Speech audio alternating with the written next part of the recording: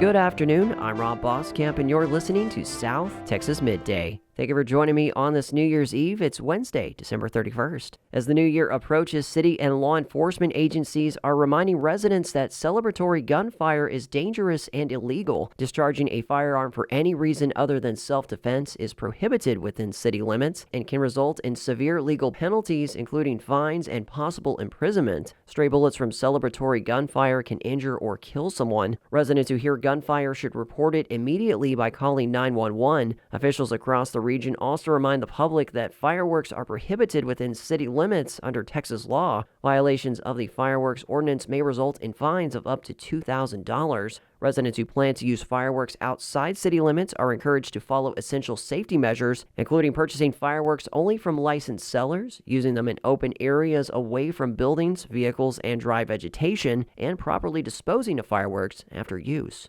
Temperatures dropped again this morning with lows in the upper 30s across the region. We'll continue to thaw out today as afternoon highs will be in the 60s and 70s across South Texas. The city of Corpus Christi will continue to have several facilities as warming centers through 5 p.m. Those include the La Bretama Central Library at 805 Comanche Street, the Ethel Irely Senior Center at 654 Graham Road, the Ben F. McDonald Library at 4044 Greenwood Drive, and the Owen R. Hopkins Library at 3202 Mackenzie Road. CCRTA will provide free transportation to and from the warming centers for individuals in need. Overnight shelter arrangements and services by partner agencies include the Good Samaritan Ministries at 902 Nueces Bay Boulevard. They will operate under cold weather guidelines, accepting individuals unless they've been previously banned. The Salvation Army Shelter at 1804 Buford Street will also follow their standard schedule, and the Mother Teresa Day Shelter at 513 Sam Rankin Avenue is open weekdays beginning at 7 a.m. with breakfast served at 8 a.m. With the new year come new laws in Texas that range from property taxes and housing disputes to artificial intelligence regulations and immigration enforcement. First, a new law requires sheriff's offices that have jails to work with ICE to enforce federal immigration laws. The law will also create a grant program to help pay for personnel and funding. Texas lawmakers also passed the Texas Responsible Artificial Intelligence Governance Act to promote transparency and responsible deployment of AI when it's used to make decisions that affect humans. The law bans AI from being used for violent or financial crimes. It also creates the Texas Artificial Intelligence Council, which will study how specific regulations might hinder AI development and deployment. Another new law will speed up the eviction process for squatters or people who stay in homes illegally, and more than half of the 33 bills taking effect this coming year will impact taxes, with mostly minor changes to existing laws. Homeowners in Texas could receive a homestead exemption of up to $200,000 in 2026 due to past legislation. Other laws also include livestock feed now being tax exempt, as is border security infrastructure built on private property. Public health officials are warning fears over immigration crackdowns are discouraging people from getting vaccinations. KERA's Abigail Ruman reports. Dr. Philip Wong directs Dallas County Health and Human Services and is a member of the Big Cities Health Coalition, a group of local health officials from large metro areas across the country.